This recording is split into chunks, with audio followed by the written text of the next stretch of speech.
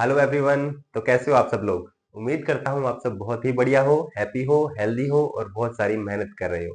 तो जैसा कि आप सबको पता है कि इसी चैनल पे हमारी फिजिकल एजुकेशन की रेगुलर क्लासेस होती हैं और अभी हम यूजीसी नेट और असिस्टेंट प्रोफेसर का जो सिलेबस है उसके अकॉर्डिंग प्रिपरेशन कर रहे हैं।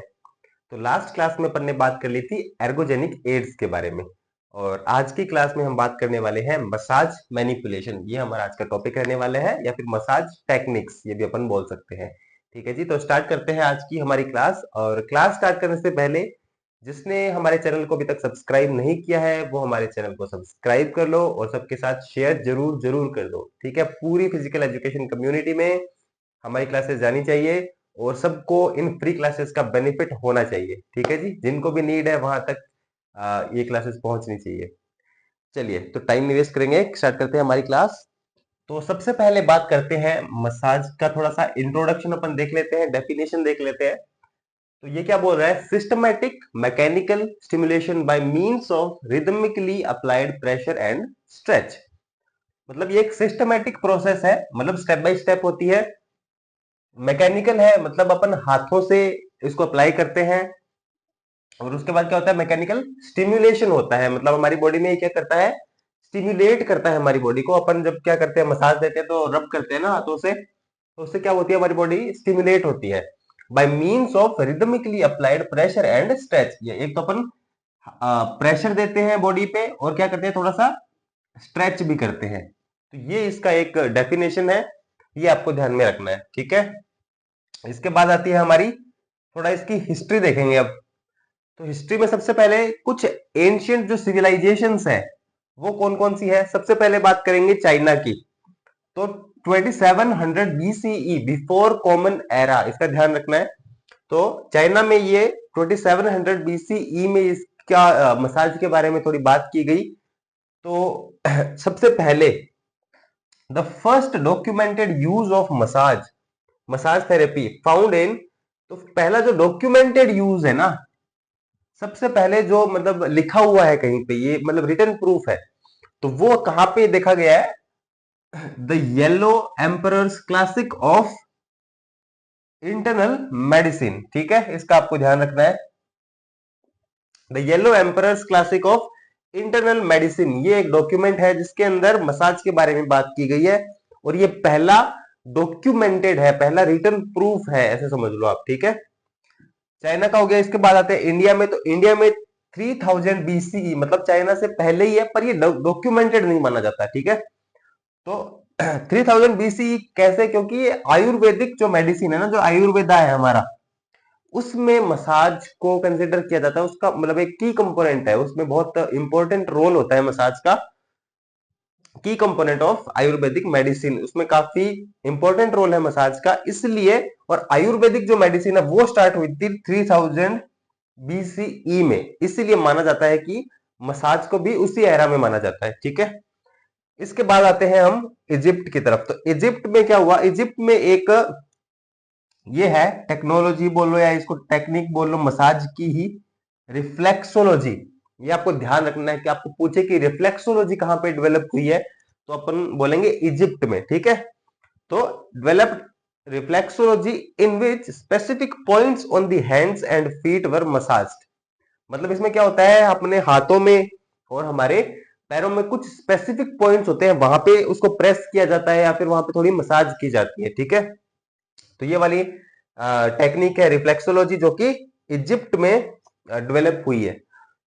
उसके बाद कुछ और चीजें देख लेते हैं कि एंशियंट टाइम में तो ये यहां पे हुई। उसके बाद जब मिडिल एज आई ना, मिडिल एज आई, तो फिर मसाज कहां पे आ गई? यूरोप में। ठीक है, तो पहले जब स्टार्ट हुई, शुरू में कहां पे हुई है? चाइना, इंडिया, इजिप्ट, यहां पे पहले शुरू हुई है। उसके बाद क्या हुआ? ये आ गई मिडिल एज में यूरोप के अंदर। ठीक है, आपको इतना ध्यान रखना है बस कि उसके बाद में यूरोप में आई है।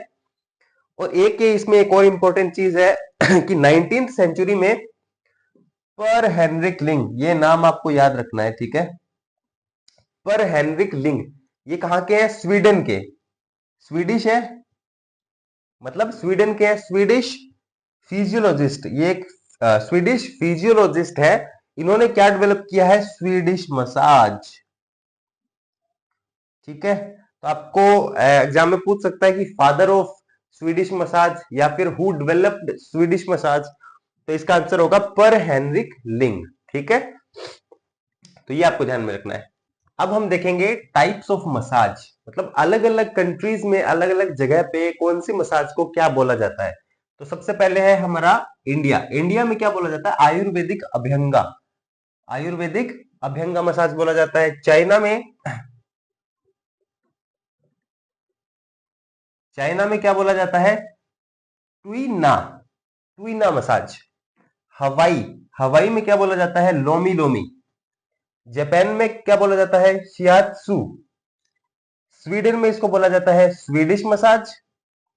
एरोमा थेरेपी, एरोमा थेरेपी ये भी काफी इंपॉर्टेंट है, ये बोला जाता है एंग्लो फ्रेंच। एंग्लो फ्रेंच का मतलब है, एंग्लो मतलब इंग्लैंड, इंग्लैंड की बात हो रही है, और फ्रेंच तो हमें पता है कि फ्रांस की बात हो रही है। तो फ्रांस और इंग्लैंड वाला जो एरिया है वहां पे बोला जाता है अरोमा थेरेपी। ठीक है, और जो कैलिफोर्निया है, कैलिफोर्निया में इसको बोला जाता है इसालिन। ठीक है, तो ये आपको ध्यान रखना है। अभ्यंगा, टुइना, लोमी लोमी, शियात्सु और स्वीडिश और अरोमा थेरेपी, और इधर हमारी इसालिन। इसको आप थोड़ा सा करेक्ट कर लेना, ये अरोमा थेरेपी आप इधर लिख लेना और एंग्लो फ्रेंच इधर लिख लेना। ठीक है, अब मसाज की जो टेक्निक्स है उनका एक सीक्वेंस है।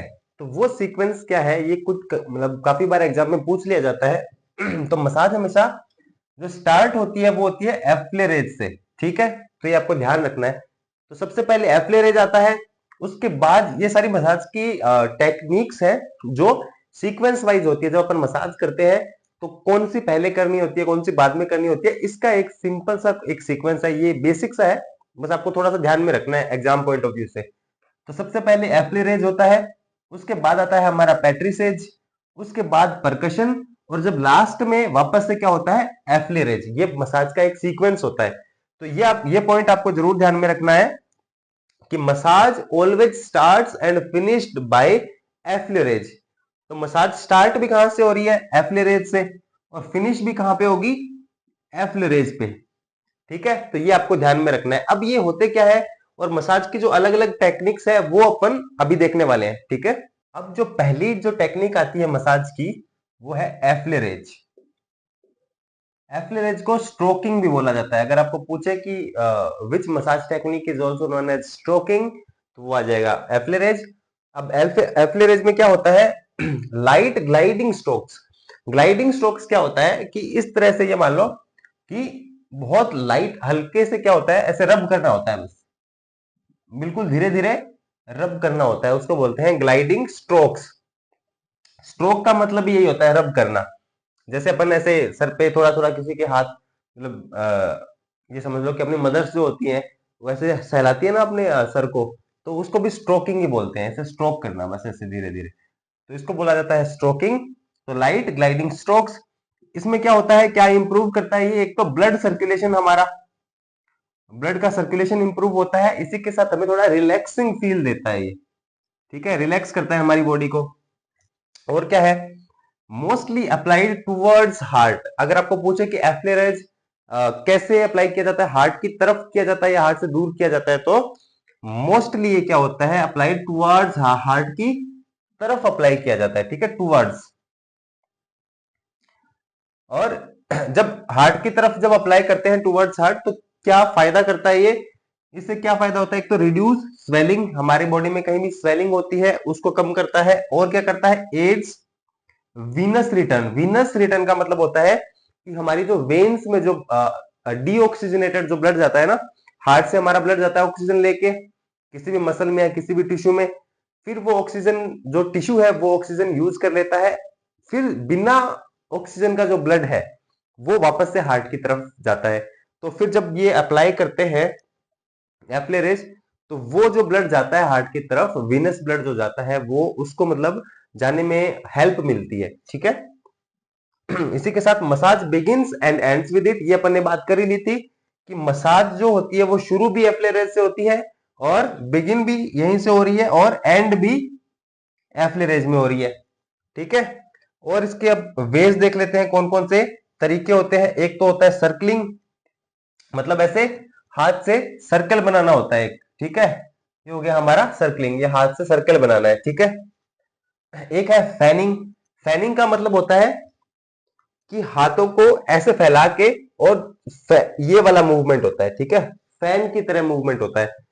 और एक आ गया हमारा फ्रिक्शन। फ्रिक्शन तो सिंपल ये रबिंग ही हो जाता है, ठीक है, रब करना, मतलब ये ऐसे करके बस ये फ्रिक्शन करना, ठीक है। तो ये कुछ वेज है एफ्लेरेज के। पैट्रिसेज, तो पैट्रिसेज जो है ना, ये एक फ्रेंच वर्ड है, ठीक है, फ्रेंच वर्ड है, जिसका मतलब क्या है, पेट्रीर। इसको फ्रेंच में पेट्रीर बोलते हैं, जिसका मतलब क्या हो गया, टू नीड। टू नीड, इसको नीडिंग भी बोल देते हैं कभी कभी, बट वैसे इसके कुछ टेक्निक्स हैं, जिस मतलब किस तरह से किया जा सकता है। नीड, इसमें नीडिंग भी होती है, इसमें लिफ्टिंग भी होती है, इसमें रोलिंग भी होती है, और स्क्वीजिंग भी होती है। तो बेसिकली पेट्रीर का मतलब हो गया टू नीड। नीडिंग का मतलब हो गया चुकोटना, मतलब अपन ऐसे करके ऐसे चुकोटते हैं ना किसी को, चूटी भरते हैं ऐसे बोलते हैं कुछ, है ना, उसको बोलते हैं चुकोटना, नीडिंग। तो पेट्रीर, पेट्रीर का मतलब टू नीड। अब इसके अंदर क्या क्या आ गया, नीडिंग तो वो हो ही गया, चुकोटना हो गया।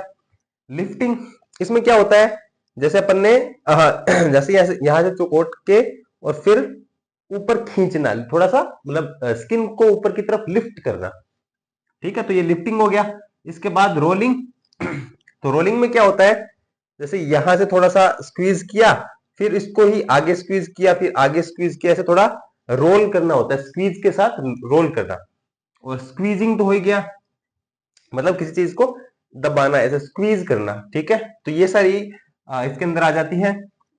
अब इससे क्या बेनिफिट होता है, तो ये क्या करता है, ब्लड सर्कुलेशन को इंप्रूव करता है। कोई भी मसाज है ना, उसका मसाज का जो बेसिक फंडा है, जो बेसिक काम जो होता है, ब्लड सर्कुलेशन को जो इंप्रूव करना, वो तो रहेगा ही, ठीक है। एक होता है इसमें एडिमा, जो होता है ना, एडिमा को रिड्यूस करता है। एडिमा क्या होता है, जहां कहीं भी हमारी बॉडी में इन्फ्लामेशन होता है, कहीं भी मतलब एक्सरसाइज कर रहे हैं, मान लो अपन, थोड़ी स्वेलिंग हो जाती है ना, इन्फ्लामेशन आ जाता है वहां पे। और जॉइंट्स में क्या होता है, एक फ्लूइड जमा हो जाता है, उसको एडिमा बोलते हैं, ठीक है। तो उस एडिमा को ये क्या करता है, रिड्यूस करता है, रिमूव करता है। इसी के साथ प्रोमोट ड्रेनेज। ड्रेनेज क्या होता है, जो भी हमारी बॉडी से वेस्ट प्रोडक्ट जो निकलते हैं, जो पसीने के थ्रू कुछ निकल जाते हैं, है ना, कुछ हमारे टिश्यूज से भी वेस्ट निकलता है, जैसे हमारे मतलब सेल्स में कुछ अपन ने यूज कर लिया है ना, एनर्जी की एनर्जी यूज कर ली, फिर उसके बाद क्या होता है, कुछ वेस्ट बचता है, तो उसको भी रिमूव करने में ये काम आता है। तो ड्रेनेज, प्रोमोट ड्रेनेज। अब इसके देखते हैं टाइप्स कौन कौन से होते हैं। तो टाइप्स में आता है, एक आता है रिंगिंग। हाँ, एक उससे पहले एक और चीज मैं बता दूं, पैट्रीसेज का अपन ने देख लिया है कि ये फ्रेंच वर्ड है। अब पहले, इससे पहले जो अपन ने देखा था ना, क्या देखा था, एफ्लुरेज। तो एफ्लुरेज भी एक फ्रेंच वर्ड है, उसका मैं आपको लिखवा देता हूं, इधर लिख देता हूं।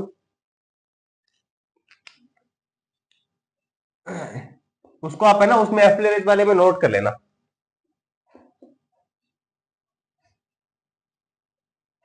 एफ्लुरेज ये भी एक क्या है, फ्रेंच वर्ड है। ये किससे बना है, एफ्ल्यूरर, ठीक है। एफ्ल्यूरर, इसका इसका मतलब होता है टू स्किम, या फिर इसको बोल सकते हैं टू टच स्लाइटली, ठीक है। तो ये आप उसके अंदर ऐड कर लेना, टू स्किम या फिर टू टच स्लाइटली। स्किम का मतलब ये होता है स्लाइट, मतलब हल्का सा टच करना, ठीक है। जैसे एफ्ल्यूरर में मैंने आपको बताया था कि स्ट्रोकिंग होती है ना, बहुत लाइट हाथों से क्या होता है, ऐसे हाथ मतलब स्ट्राइक किया जाता है, ठीक है। तो ये हो गया हमारा एफ्लुरेज का, तो ये आप अलग से नोट कर लेना इसको।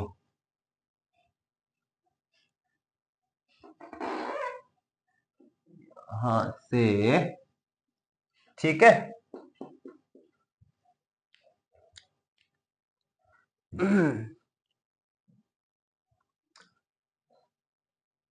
हाँ, अपन खाते टाइप्स ऑफ पैट्रिसेज। तो इसमें सबसे पहले आता है रिंगिंग। रिंगिंग का मतलब होता है निचोड़ना। जैसे अपन ने स्क्वीज किया, मेन नीडिंग तो रहेगा ही, इसके अंदर टू नीड है ना, तो नीडिंग तो है ही, मतलब अपन ने चुकोट, मतलब ऐसे चुकोटने वाला जो प्रोसेस है ये तो रहता ही है। अब इसमें क्या होता है, ऐसे पकड़ के और ऐसे घुमाना होता है स्किन को, मतलब अपन कपड़ों को निचोड़ते हैं ना ऐसे, तो वो वाली प्रोसेस होती है, उसको बोलते हैं रिंगिंग। फिर आता है रोलिंग।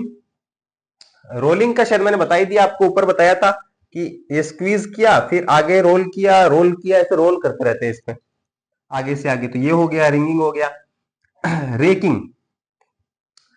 रेकिंग में क्या होता है, ऐसे अपन फिंगर्स है ना उनको ऐसे दबाएंगे स्किन के ऊपर, फिंगर्स को ऐसे दबाते हैं।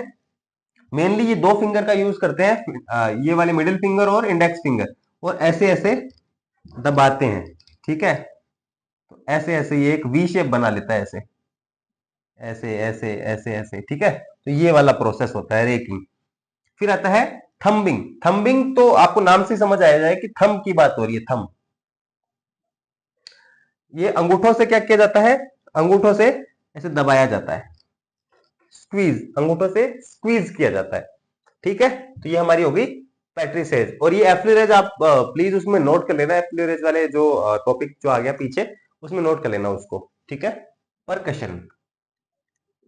तो परकशन क्या होता है, इसको ऑल्सो नोन एज टेपोटमेंट, इसको टेपोटमेंट भी बोलते हैं। टेपोटमेंट मतलब टैप करना, मतलब बोलते हैं ना अपन किसी के दरवाजे पे जाके ऐसे ऐसे टैप करते हैं अपन, ऐसे ऐसे स्ट्राइक करना, मारना ऐसे धीरे धीरे, उसको बोलते हैं टेपोटमेंट, और इसी को बोलते हैं परकशन। ठीक है, अब इसके अंदर क्या क्या होता है, इन्वॉल्व्स रिदमिक टैपिंग और striking movements on the body. Rhythmic tapping, एक तो ये मारने वाला, स्ट्राइकिंग मूवमेंट्स वही मारने वाला जो मूवमेंट्स है, स्ट्राइक करने वाला जो मूवमेंट्स है, टैपिंग, या फिर इसको बोल सकते हैं striking movement on the body, वो मैंने बता दिया आपको मारने वाला मूवमेंट होता है। इसके बाद ये कितने टाइप का होता है, तो इसमें आता है, एक तो आता है हैकिंग। हैकिंग कैसे किया जाता है, करना टैप ही है, बट ये जो हमारे हाथों के एज है, यहां से बोलते हैं, जब ऐसे ऐसे करते हैं ना, ये वाला मूवमेंट करते हैं, उसको बोलते हैं हैकिंग। इसके बाद आता है कपिंग। कपिंग मतलब हाथों को ऐसे कप्स की तरह बना के और ऐसे ऐसे टैप करना, ये टैप करना। ठीक है, इससे क्या होता है, स्किन के ऊपर क्या वैक्यूम भी क्रिएट होता है, ऐसे वैक्यूम क्रिएट होता है। ठीक है, तो इसको बोलते हैं कपिंग। फिर आता है बीटिंग। बीटिंग कैसे किया जाता है, ये अपन ने फिस्ट बनाई, फिस्ट बना के ऐसे ऐसे, मतलब थोड़ा थोड़ा स्ट्राइक करना धीरे धीरे, ये हो गया बीटिंग। इसके बाद आता है स्लैपिंग। इसका तो सबको पता ही होगा, थप्पड़ मारना है, ये किया और ऐसे ऐसे करके धीरे धीरे स्लैप करना होता है। इसके बाद आता है टैपिंग। अब जो ये टैपिंग है, वैसे तो इसको परकशन को ही टैपोटमेंट बोला जाता है, इसका मतलब ही टैपिंग हो गया। लेकिन पर्टिकुलरली अगर टैपिंग पूछते हैं, तो टैपिंग होती है फिंगर टिप्स से, ऐसे ऐसे हाथों से ऊपर वाली जो टिप्स होती है, इनसे ऐसे ऐसे ऐसे ऐसे हिट किया जाता है, स्ट्राइक किया जाता है। तो मेन जो तीन टेक्निक है वो तो अपन ने देख ली है, एफ्लोरेज, पैट्रिसेज और परकशन। अब इसके बाद आती है एक है फ्रिक्शन। इसके बारे में थोड़ा सा अपन देख लेते हैं, बाकी मेन तीन थी, इसके बाद में है फ्रिक्शन, सर्कुलर। फ्रिक्शन सर्कुलर, इसमें क्या होता है, एक तो डीप प्रेशर दिया जाता है, डीप प्रेशर के साथ सर्कुलर मोशन भी रहता है। ठीक है, तो अपन प्रेशर भी दे रहे हैं, फिंगर से हो सकता है वो प्रेशर, नकल से हो सकता है, या फिर पाम से हो सकता है। प्रेशर के साथ फिर सर्कुलर मोशन देना होता है इसमें। ठीक है, और ये कैसे होता है, done with fingers, knuckles, thumb, palm. Finger से दे सकते हैं, नकल्स ये वाला जो पार्ट है, यहां से ऐसे प्रेशर दे सकते हैं।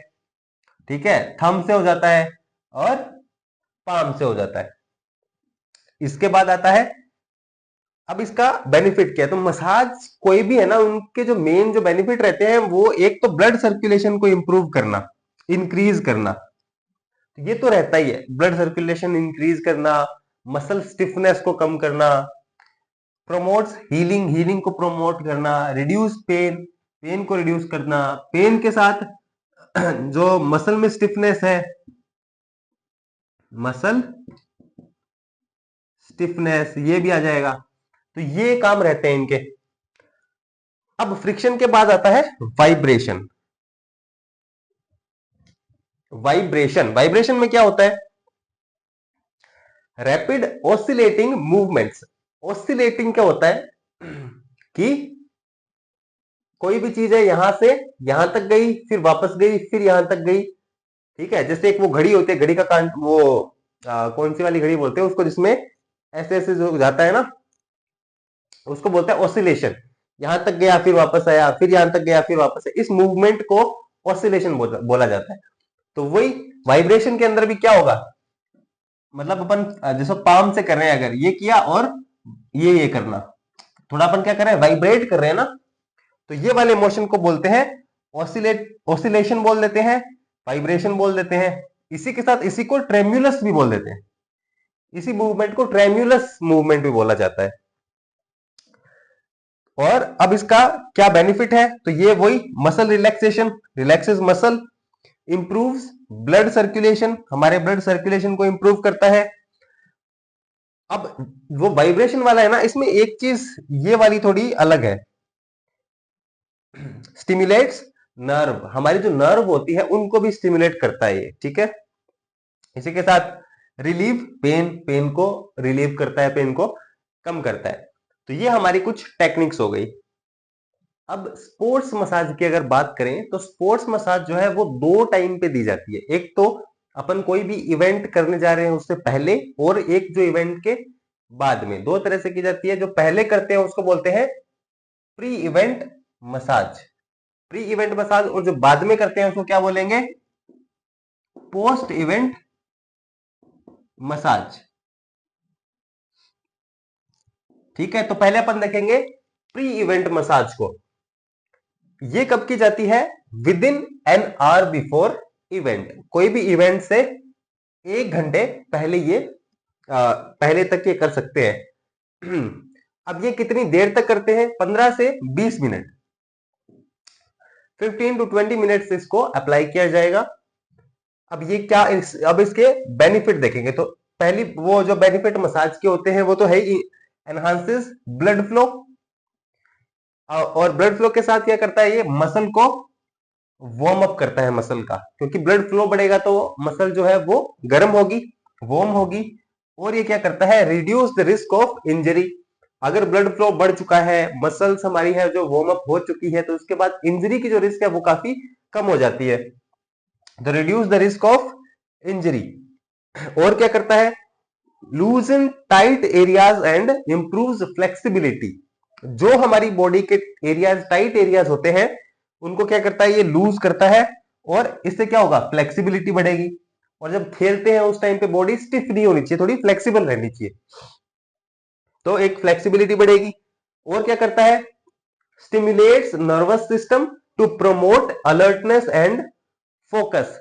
तो ये क्या करता है, हमारे नर्वस सिस्टम को भी स्टिमुलेट करता है। नर्वस सिस्टम अगर स्टिमुलेट होगा तो क्या होगा, अलर्टनेस हमारी बढ़ जाएगी और फोकस बढ़ जाएगा। इसी के साथ reduce anxiety and pre competition nerves. मतलब अब हम कंपटीशन से पहले अक्सर यही होता है ना कि अपन, मतलब हमारे एंजाइटी हो जाती है। ठीक है, हमारी जो नर्व्स है वो काफी, मतलब वो वाली नर्व होती है जिससे एंजाइटी होती है, वो वाली नर्व्स क्या है, वो काफी एक्टिव हो जाती है। तो उसको क्या करता है, ये रिड्यूस करता है। तो एंजाइटी को रिड्यूस करेगा, प्री कॉम्पिटिशन जो नर्व्स है तो उनको रिड्यूस करता है। अब देखते हैं कि प्री कॉम्पिटिशन जो मसाज होती है, या प्री इवेंट जो मसाज होती है, इसमें कौन सी टेक्निक्स यूज होती है। तो इसमें अपन एफ्लेरेज कर सकते हैं। एफ्लेरेज तो मतलब हर किसी में ही होती है, लास्ट में भी होती है, मतलब पोस्ट इवेंट में भी होती है, और प्री इवेंट में भी होती है। एफ्लेरेज हो गया, पैट्रिसेज होगा, परकशन हम कर सकते हैं, और वाइब्रेशन कर सकते हैं, क्योंकि हमें मसल्स को एक्टिव करना है, वार्म अप करना है मसल्स का। ठीक है, अब देखते हैं पोस्ट इवेंट मसाज। तो जैसा कि मैंने बताया, ये इवेंट के बाद में की जाती है। तो अब ये कितनी देर बाद, within 30 minutes to a few hours, depending on the state of athletes, मतलब कि किसी भी इवेंट के 30 मिनट बाद की जा सकती है या फिर कुछ मतलब 1 घंटे बाद की जा सकती है, किसी किसी स्टेट में 2 से ढाई घंटे बाद भी की जा सकती है। वो डिपेंड करता है कि एथलीट की सिचुएशन क्या है। कभी कभी होता है कि मतलब 30 मिनट के अंदर अंदर मसाज देना ही पड़ेगा, है ना, इतनी ज्यादा स्टिफ हो जाती है किसी किसी गेम में। कुछ गेम ऐसे होते हैं जिसमें हो सकता है कि थोड़े टाइम बाद अपन दे सकते हैं, कोई ऐसे नीड नहीं है कि अपन इंस्टेंट ही मसाज दें। तो वो डिपेंड करता है कि एथलीट की स्टेट क्या है, ठीक है। तो 30 minute to a few hours. और अब इसका बेनिफिट क्या है? तो इसका पोस्ट इवेंट के लिए जो बेनिफिट रहेगा वो एक तो जो रिड्यूस करेगा, reduce muscle soreness and stiffness. Muscle जो सोर हो जाती है, इन्फ्लामेशन हो जाता है मसल के अंदर, उसको कम करेगा। मसल स्टिफ हो जाती है खेलने के बाद, किसी भी इवेंट के बाद, तो उसको कम करेगा। रिमूवल ऑफ, अब है removal of metabolic waste. Metabolic waste वो होता है जो अपन कोई भी हमारे बॉडी के अंदर रिएक्शन हो रही है, वो रिएक्शन होने के बाद जो वेस्ट बन जाता है ना, मतलब एनर्जी तो हमारी बॉडी ने बना ली, वो एनर्जी बनाने के बाद क्या वेस्ट बचता है। जैसे कि इसका एक एग्जांपल है लैक्टिक एसिड।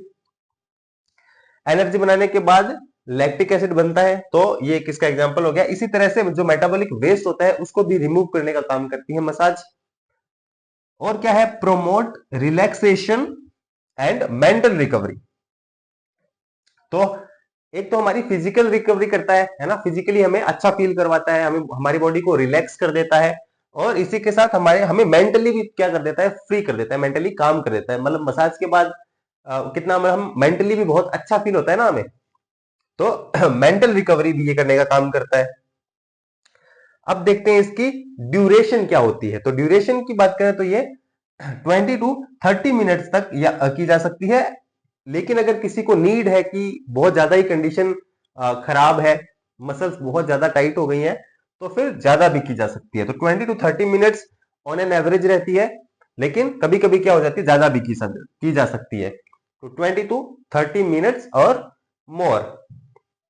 अब इसमें कौन कौन सी टेक्निक्स अपन यूज कर सकते हैं? तो जैसे कि मैंने बताया था, एफ्लेरेज ये तो दोनों में होती है, प्री इवेंट पोस्ट इवेंट। पैट्रिसेज भी दोनों में कर सकते हैं। अब है इसके अंदर जो अलग है वो है एक तो फ्रिक्शन और पैसिव स्ट्रेचिंग। पैसिव स्ट्रेचिंग मतलब कि जो एथलीट है वो खुद स्ट्रेच नहीं कर रहा है, उसको कोई हेल्प कर रहा है, मतलब वो अपनी बॉडी का एफर्ट नहीं लगा रहा है, ठीक है। तो पैसिव स्ट्रेचिंग इसके अंदर आ जाती है, ठीक है। अब हम देखने वाले हैं मसाज के बेनिफिट्स। तो बेनिफिट्स अपन 3 लेवल पे देखेंगे। एक देखेंगे फिजिकल लेवल पे, एक देखेंगे फिजियोलॉजिकल लेवल पे, और एक देखेंगे हम साइकोलॉजिकल लेवल पे। तो फिजिकल लेवल पे अगर देखें तो मसाज क्या करता है, पेन को रिड्यूस करता है और क्या करता है, हमारी फ्लेक्सिबिलिटी को इंक्रीज करता है, या फिर इसको रेंज ऑफ मोशन भी बोल सकते हैं, रेंज ऑफ मोशन को इंक्रीज करता है। ये सब मैं आपको बता भी चुका हूं पहले क्या होता है। ओपनिंग टिश्यू पोर्स, तो हमारे बॉडी में जो टिश्यूज होते हैं ना, उसके अंदर छोटे छोटे पोर्स होते हैं, मतलब छोटे छोटे से छेद होते हैं, जिनसे क्या होता है, जो वेस्ट होता है वो निकलता है बाहर, और जो न्यूट्रिएंट उस टिश्यू को चाहिए वो अंदर आते हैं। तो वो जो पोर्स होते हैं ना वो बंद हो जाते हैं कभी कभी, तो मसाज से क्या होता है, वो पोर्स वापस से खुलते हैं, ठीक है। तो टिश्यू की, और इसी चीज को अपन ऐसे बोल सकते हैं, ओपनिंग टिश्यू पोर्स को, इसी चीज को आप ऐसे लिख लो, इंक्रीज टिश्यू परमिएबिलिटी। परमिएबिलिटी वो चीज होती है कि किसी भी टिश्यू के अंदर न्यूट्रिएंट का अंदर जाना या फिर वेस्ट जो होता है उसका बाहर निकलना। तो मतलब उस टिश्यू से जो बाहर निकल रहा है, और जो वेस्ट वेस्ट बाहर निकल रहा है, और जो न्यूट्रिएंट है वो अंदर आ रहा है, इस चीज को क्या बोलते हैं, परमिएबिलिटी, ठीक है। तो ओपनिंग टिश्यू पोर्स या फिर इंक्रीज टिश्यू परमिएबिलिटी। और क्या करता है, टिश्यू को स्ट्रेच करता है। जैसे मसल मसल यदि एक टिश्यू में आता है, तो मसल है या कोई भी और जो टिश्यू है उसको स्ट्रेच करता है। और फेशिया को भी स्ट्रेच करता है। फेशिया क्या होता है, बॉडी में कोई भी टिश्यू है, कोई भी स्ट्रक्चर है, उसके ऊपर जो लेयर होती है प्रोटेक्शन के लिए, हर कोई स्ट्रक्चर पे, जैसे आप मसल की एक छोटी सी छोटी लेयर देख लो, सेल देख लो, सेल के ऊपर भी लेयर होती है। फिर आप फेसिकल देख लो, फेसिकल के ऊपर भी लेयर होती है, ठीक है। पूरी मसल के ऊपर भी लेयर होती है। ऐसे कोई भी ऑर्गन है, कोई भी टिश्यू है, उनके ऊपर कोई ना कोई लेयर होती है। उस लेयर को क्या बोलते हैं? फेशिया। और क्या है?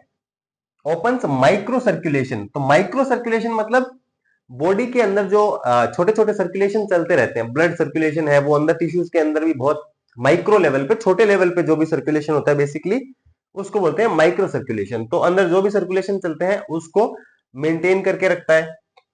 इसी के साथ जो ब्लड सर्कुलेशन है वो मैंने आपको लिखवाया हुआ ही है, बट अपन देख रहे हैं उनके अलावा क्या बेनिफिट्स है, वो तो है ही। इसके साथ क्या है? Postural imbalance. पोस्चरल इम्बैलेंस ये आएगा करेक्ट, इसको पूरा लिखना है ऐसे।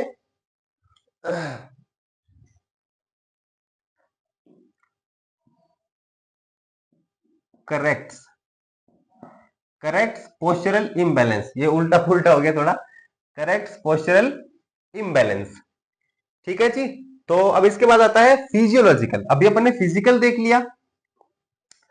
अब डिफरेंस अगर देखें कि फिजिकल और फिजियोलॉजिकल में क्या डिफरेंस है। फिजिकल होता है वो होता है हमारी बॉडी के ये समझ लो आप,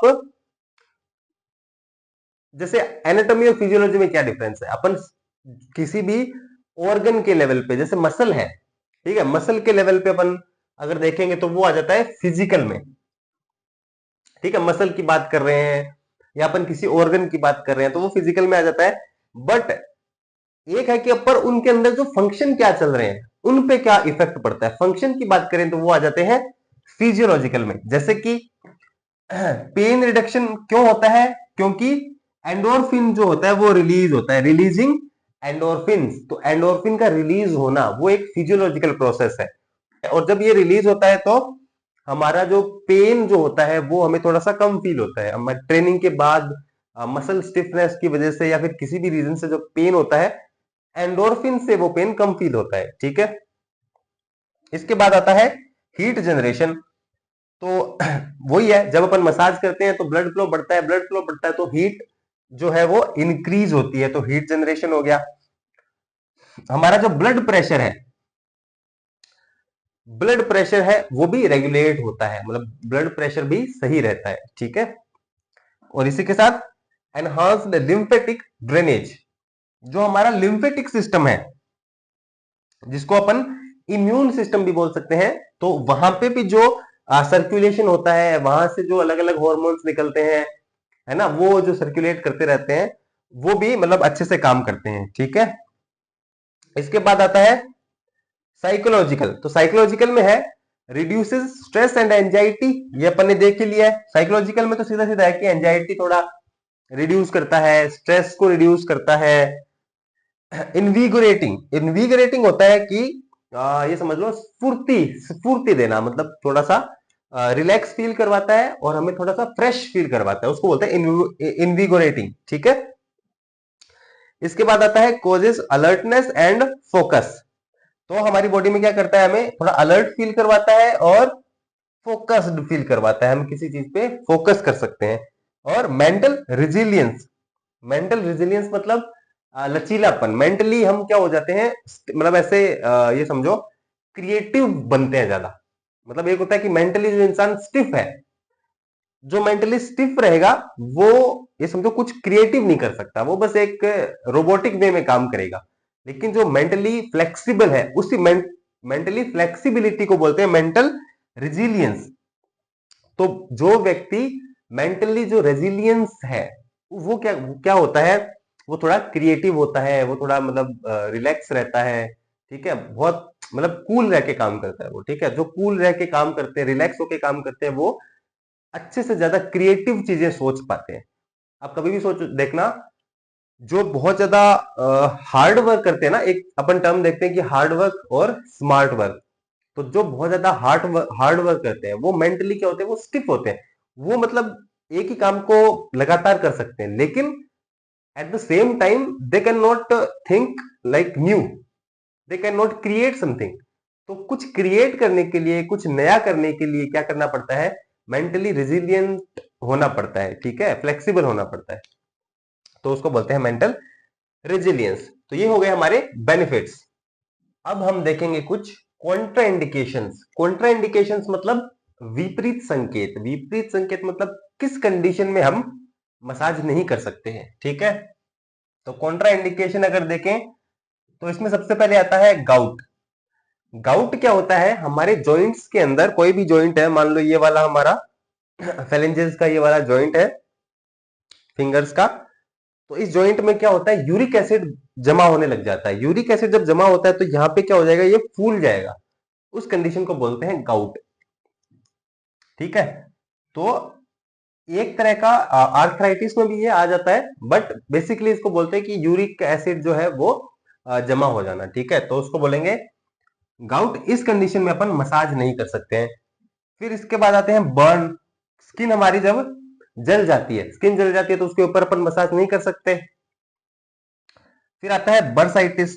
बर्साइटिस क्या होती है, कोई भी जॉइंट है, अगेन कोई भी जॉइंट जो होते हैं मोस्टली, मतलब सारे जॉइंट नहीं बट कुछ कुछ जॉइंट होते हैं, जैसे नी जॉइंट होती है तो नी जॉइंट में होता है, और जो कुछ बड़े जॉइंट्स होते हैं वहां पे बर्सा पाया जाता है। क्या पाया जाता है, बर्सा।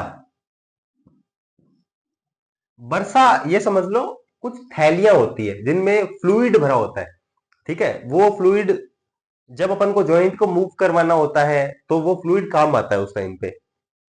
तो उन जब थैलियों में इंफेक्शन हो जाता है, यहां पे क्या आ गया, आइटिस, ठीक है। ये क्या दिख रहा है आपको, आइटिस। तो जब कभी भी आपको आइटिस अगर आपको दिखे किसी भी नाम के आगे तो समझ जाना ये इन्फ्लामेशन की बात हो रही है। तो बरसा में जब इन्फ्लामेशन हो जाता है उसको बोलते हैं बर्साइटिस, ठीक है। तो इस कंडीशन में अपन मसाज नहीं कर सकते।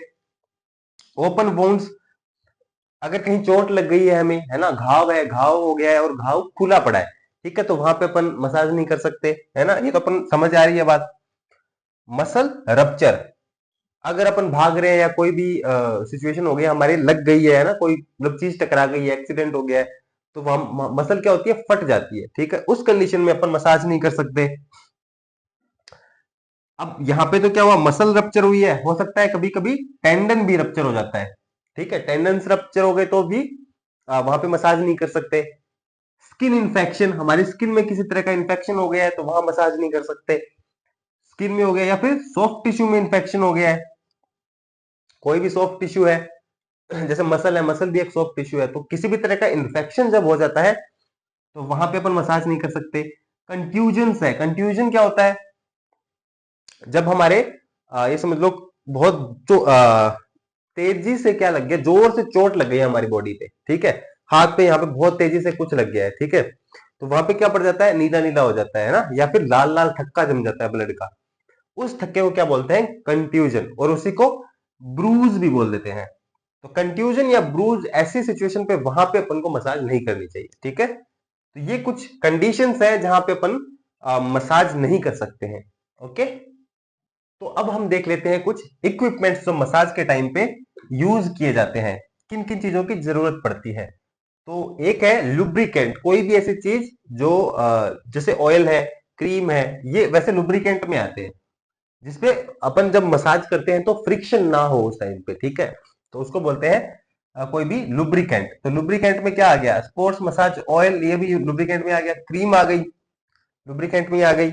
इसी के साथ टैल्कम पाउडर, जो पाउडर जो स्पेसिफिकली मसाज के लिए यूज किया जाता है उसको बोलते हैं टैल्कम पाउडर, तो ये आ गया।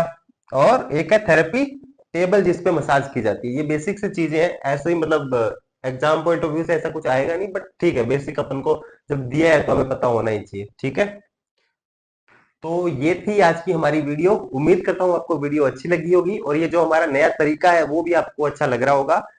इसमें अपन, जैसा कि आपको पता है कि अभी मैं क्या कर रहा हूँ, जब मैं लिख रहा हूँ तो वो वाला पार्ट मैं रिमूव कर देता हूँ ताकि आपका जो टाइम है वो ज्यादा वेस्ट ना हो। हालांकि मेरा जो है उसमें एक्स्ट्रा टाइम लग जाता है, बट ठीक है, एट द एंड हमें आपका टाइम जो है वो सेव करना है। तो नहीं तो आप बोर भी हो जाओगे कि भाई लिख रहे हैं, उस टाइम पे थोड़ा सा होता है मन को, ठीक है। तो वो थोड़ा टाइम अपन ने सेव कर लिया है उसकी जगह पे। हालांकि वीडियो थोड़ी छोटी बनेगी, बट जो मैटर है वो पहले से ज्यादा मिल जाएगा आपको, क्योंकि जो वो वाला पार्ट है लिखने वाला वो मैं रिमूव कर देता हूँ। तो उम्मीद करता हूँ आपको ये तरीका अच्छा लग रहा होगा और वीडियो आपको अच्छी लग रही होगी। अगर आपको वीडियो अच्छी लग रही है तो वीडियो को लाइक कर दो, चैनल को सब्सक्राइब कर दो, और सबके साथ जो लोग भी पहले भी मैं कहता आया हूं कि जिन जिनको नीड है, जो पेड बैचेज अफोर्ड नहीं कर सकते हैं, उन सबके साथ शेयर कर दो, और सब्सक्राइब तो आपको करना ही करना है। ठीक है जी।